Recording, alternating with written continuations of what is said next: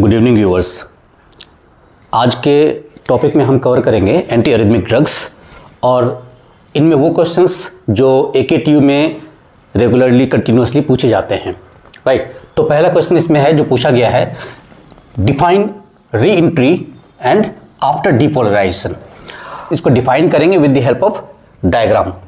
तो re entry phenomena it causes arrhythmia.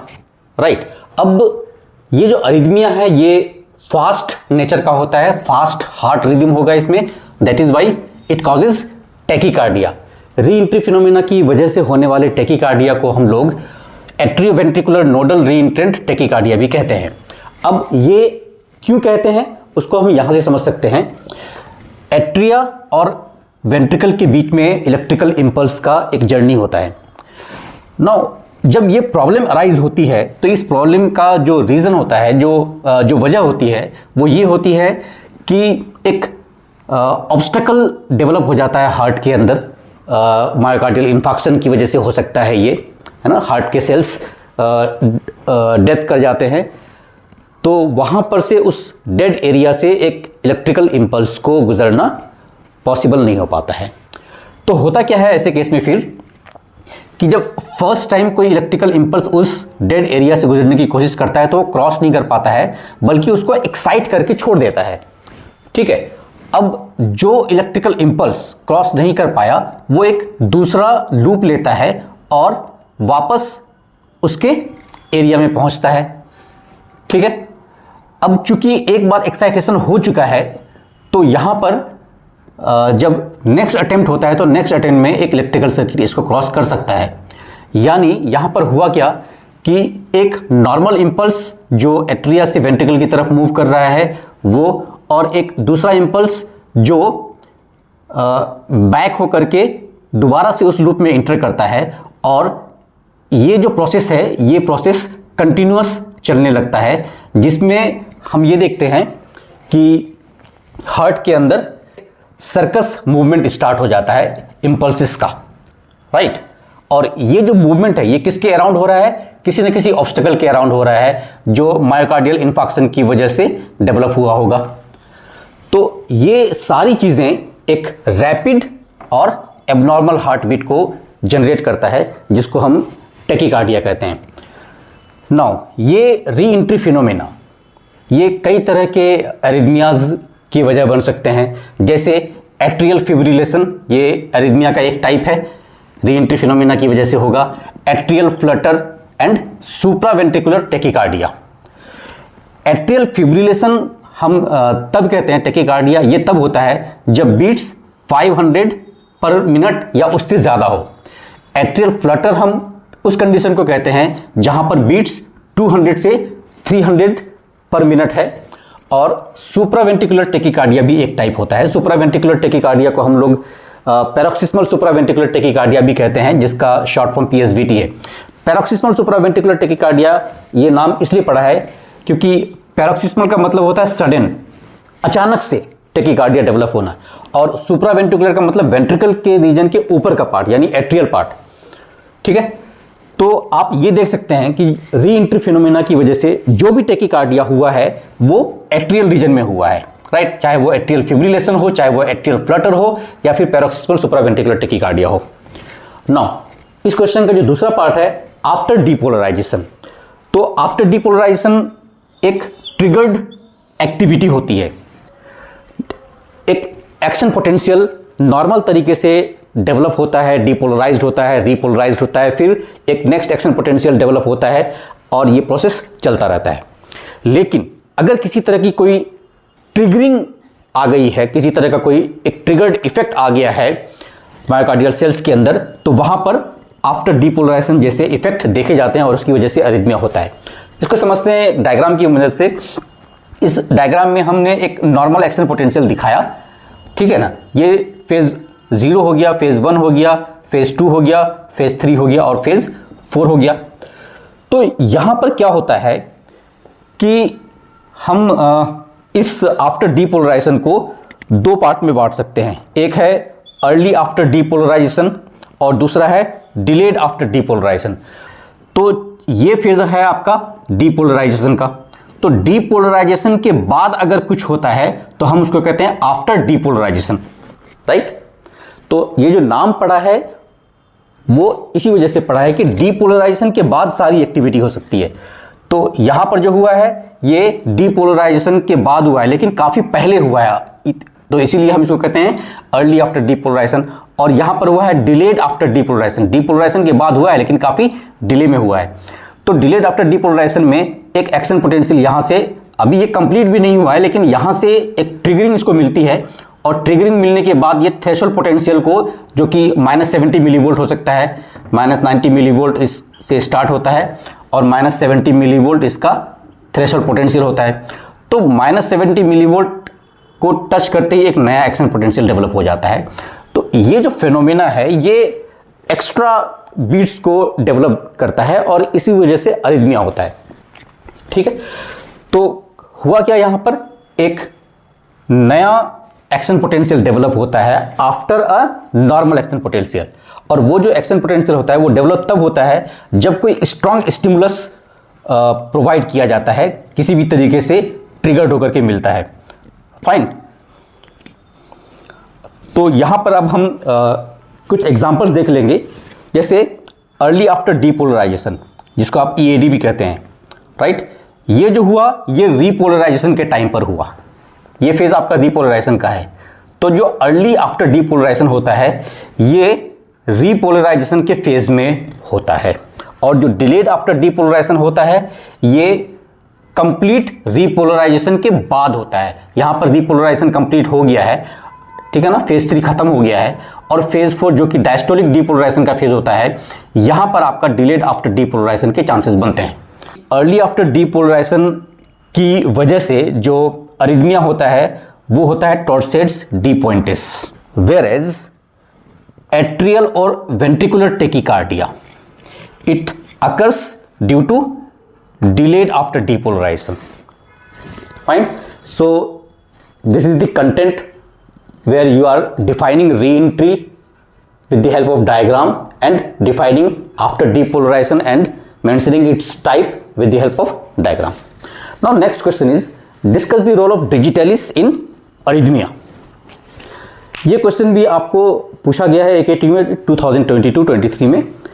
इसमें simply आपको ये बताना है कि हम डिजिटलिस को अरिथमिया में क्यों यूज कर सकते हैं। तो डिजिटलिस जो ड्रग है, वैसे तो ये ड्रग कंजेस्टिव हार्ट फेलियर में यूज होता है due to its positive inotropic effect, लेकिन अरिथमिया में जब हम इसको यूज करते हैं तो हमारे पास इसका लॉजिक ये होता है कि अरिथमिया जो टैकी अरिथमिया है या टैकीकार्डिया है वो फास्ट हार्ट बीट की वजह से हो रहा है। तो डिजिटलिस के पास वैगल इफेक्ट होता है, fine. When you incorporate digitalis for the treatment of tachycardia, तो ये काम कैसे करता है, it exerts a reflex vagal activation, और वैगल एक्टिवेशन का मतलब होता है कि हार्ट रेट स्लो होना शुरू हो जाता है। तो इसकी वजह से क्या होता है कि आपका हार्ट रेट स्लो हो गया, कंडक्शन ऑफ इंपल्सेस स्लो हो गए, फाइन। हम लोग टाइप ऑफ अरिथमिया चूज कर सकते हैं इसमें, वो री एंट्री फिनोमेना की वजह से जो अरिथमियाज होते हैं उनके ट्रीटमेंट के लिए कर सकते हैं। तो आप यहां पर देख सकते हो कि री एंट्री फिनोमेना की वजह से जो अरिथमिया होते हैं वो एट्रियल फिब्रिलेशन है, एट्रियल फ्लटर है, सुप्रावेंट्रिकुलर टैकीकार्डिया, यानी एट्रिया के रीजन में जितने भी अरिथमिया हैं उनके ट्रीटमेंट के लिए we choose digitalis due to its vagal effect, fine. Another जो फीचर है डिजिटलिस का जिसकी वजह से इसको यूज किया जाता है वो होता है it decreases conduction velocity. ERP को इंक्रीज किया, यानी इफेक्टिव रिफ्रैक्टिव पीरियड, आप इसको लेमन लैंग्वेज में कह सकते हैं कि रेस्टिंग पीरियड, जिसमें वो आराम कर रहा है इलेक्ट्रिकल इंपल्स, जिसमें वो रेस्ट ले रहा है, ठीक है। तो कंडक्शन वेलोसिटी घटा करके ERP को बढ़ा करके डिजिटलिस एट्रियल फ्लटर और एट्रियल फिब्रिलेशन में यूज किया जाता है। तो इस क्वेश्चन का जो कंटेंट है उस कंटेंट में आपको डालना क्या है, डिजिटलिस का 3 इफेक्ट डालना है। पहला इफेक्ट रिफ्लेक्स वैगल एक्टिवेशन करता है जिससे हार्ट रेट कम हो जाता है, फाइन। दूसरा इफेक्ट कंडक्शन वेलोसिटी को स्लो करता है, डिक्रीज करता है, तो उससे जो हार्ट बीट है वो स्लो डाउन हो जाता है। और तीसरा इफेक्ट इफेक्टिव रिफ्रैक्टिव पीरियड को बढ़ाता है, जिसकी वजह से एक इलेक्ट्रिकल इंपल्स को अपना जर्नी कंप्लीट करने में वक्त लगता है। और इस वजह से हम लोग अलग अलग टाइप के एट्रियल रीजन में जनरेट होने वाले अरिथमिया यानी एट्रियल फ्लटर और एट्रियल फिब्रिलेशन में यूज़ करते हैं। नेक्स्ट क्वेश्चन है, डिस्कस फार्माकोलॉजी ऑफ क्विनिडीन। तो इसमें आपको क्या करना है, quinidine is a class 1A antiarrhythmic drug. Arrhythmia के क्लासिफिकेशन के अंदर आपको जो क्लास 1A ड्रग्स होते हैं they are sodium channel blockers. तो ये याद रखना है कि जो भी क्लास 1 के ड्रग्स होंगे वो सोडियम चैनल ब्लॉकर्स होंगे, राइट। जो फेज 0 का डीपोलराइजेशन फेज होता है ना, ये आपका फेज 0 है ये वाला, ठीक है ना। फिर ये आपका फेज 1 हो जाता है, फिर फेज 2 हो जाता है, फिर फेज 3 हो जाता है और फिर फेज 4 हो जाता है। तो जो फेज 0 का डीपोलराइजेशन का फेज होता है इसको स्लो कर देता है, राइट। अब आप देखिए किस तरीके से स्लो हो रहा है। जो ब्लू लाइन की मार्किंग से की गई है ये अरिथमिया का केस है, और जब आप ड्रग इसमें अप्लाई करते हैं तो ड्रग की वजह से जो इफेक्ट आता है वो आपको ब्लैक मार्किंग से शो किया गया है। तो देखिए किस तरह से ये धीरे धीरे ऊपर जा रहा है और फिर ये एक ज़्यादा टाइम लेते हुए यहाँ तक आता है, ये है ना। तो ये शो करता है कि आपका जो रेट ऑफ राइज है फेज 0 डीपोलराइजेशन का वो स्लो हुआ है, राइट। पहला पॉइंट। नाउ दूसरा पॉइंट, जो इफेक्टिव रिफ्रैक्टिव पीरियड होता है ERP जिसको हम कहते हैं वो इंक्रीज होता हुआ दिख रहा है। आप देखिए जो ब्लू वाला है ये अरिथमिया का ओरिजिनल एक्शन पोटेंशियल है, लेकिन जब आप ड्रग का इफेक्ट शो कर रहे हैं तो आप देख सकते हैं कि इस पॉइंट से ये एक्सटेंड होकर के इस पॉइंट तक आ गया है, राइट। जिससे ये शो हो रहा है कि जो इफेक्टिव रिफ्रैक्टिव पीरियड है ये इंक्रीज करता है, ठीक है। तीसरा है जो एक्शन पोटेंशियल का टोटल ड्यूरेशन है वो प्रोलॉन्ग हो गया है, यानी एक एक्शन पोटेंशियल को कंप्लीट होने में ज्यादा टाइम लग रहा है। नेक्स्ट पॉइंट है प्रोलॉन्ग रीपोलराइजेशन फेज। आप यहां पर देख सकते हैं the blue one is original one and the black one is the effect of drug. जो फेज 3 है रीपोलराइजेशन का फेज वो नीचे तक आ रहा है। इट शोज कि रीपोलराइजेशन का जो फेज है वो प्रोलॉन्ग हुआ है थोड़ा सा। नाउ अब इसी एक्शन पोटेंशियल को आप जब ECG के फॉर्मेट में देखेंगे तो आपको दिखेगा कि QRS इंटरवल और QT इंटरवल ये बढ़ता है। And the final point is it decreases the slope of phase 4 depolarization. Now phase 4 depolarization जो होता है जिसको हम डायस्टोलिक डीपोलराइजेशन कहते हैं, तो आप इसका स्लोप देखिए, ये स्लोप इसका घटा है, fine. So these are 6 criterias through which the drug quinidine by blocking the sodium channel exerts its antiarrhythmic effect. Now therapeutic use हम कहाँ करेंगे, तो इसके लिए चाहे वो acute फॉर्म हो चाहे वो chronic फॉर्म हो अरिथमिया का, राइट। तो दोनों कंडीशन में हम क्विनिडीन को यूज कर सकते हैं, acute या chronic। और किस किस कंडीशन में, एक कंडीशन है वेंट्रिकुलर टेकिकार्डिया, फाइन, और दूसरा कंडीशन है सुप्रावेंट्रिकुलर टेकिकार्डिया, फाइन, यूज हो गया। Now adverse effects, majority cases में क्विनिडीन का जो एडवर्स इफेक्ट है वो है डायरिया। ऑलमोस्ट 35% केसेस में डायरिया के इंसिडेंसेस होते हैं।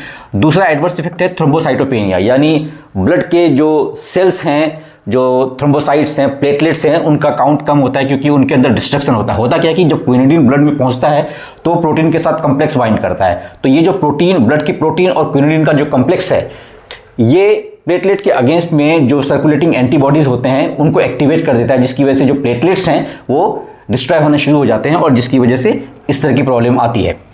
एंड क्विनिडीन सिनकोप की भी प्रॉब्लम आती है कई लोगों में, है ना। इस सिनकोप में होता क्या है कि पेशेंट अनकॉन्शियस हो जाता है, पर्टिकुलरली उन केसेस में जहां पर कि क्विनिडीन का प्रो अरिथमिक इफेक्ट आता है, ये अरिथमिया काउज भी करता है। नाउ क्विनिडीन की अगर डोजिंग बहुत ज़्यादा हो गई, किसी वजह से टॉक्सिसिटी हो गई, तो पेशेंट्स के अंदर सिंकोनिज्म की प्रॉब्लम आती है। सिंकोनिज्म एक ऐसी प्रॉब्लम है जिसमें जो क्लिनिकल फीचर्स डेवलप होते हैं, से फॉर एग्जांपल टिनिटस की प्रॉब्लम होती है। Tinnitus is also known as ringing of ears, tinnitus की प्रॉब्लम होती है। और नोजिया, वोमिटिंग्स, हेडेक होता है।